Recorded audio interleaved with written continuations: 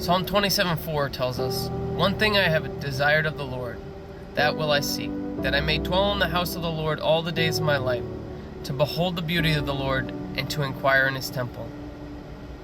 A couple weeks into living in our new house, I was lying in bed when I hear from down the hall, "Daddy!" "What, buddy?" I replied to my 7-year-old boy. "Just checking," he says. "I love you. Good night." He just wanted to make sure I was still close by.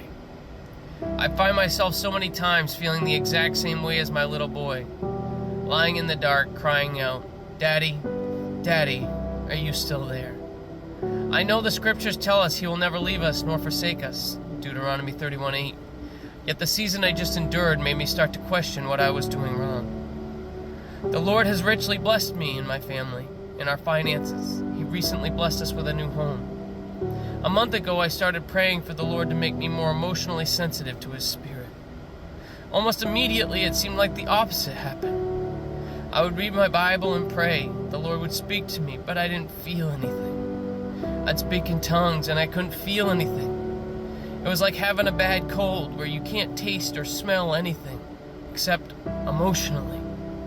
It was almost time to go have a sit-down with my pastor to see if he could point out what I was missing. Day 29 of that season, a guest preacher came and preached a message. What do you do when you can't take it anymore? Just wait. You'll see. I thoroughly enjoyed the message. I was racking my brain as usual, trying to see how the preaching applied to me. Something I feel we all should be doing every time the man of God takes the pulpit. That's neither here nor there. I heard all sorts of bits and pieces. Waiting on promises. Keep waiting. Have patience.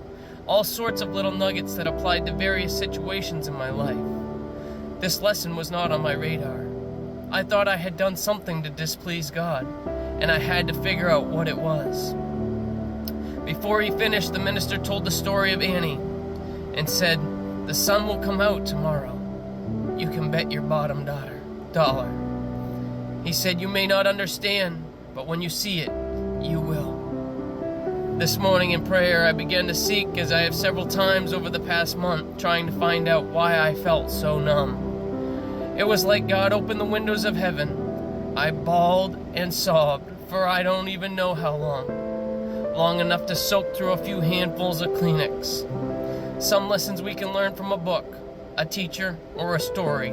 Some lessons we have to live. This one I lived, and I share with you.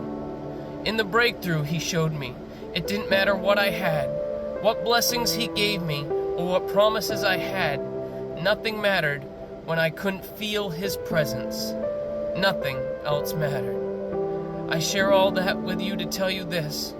Don't get so caught up in the rat race that you stop feeling God's presence.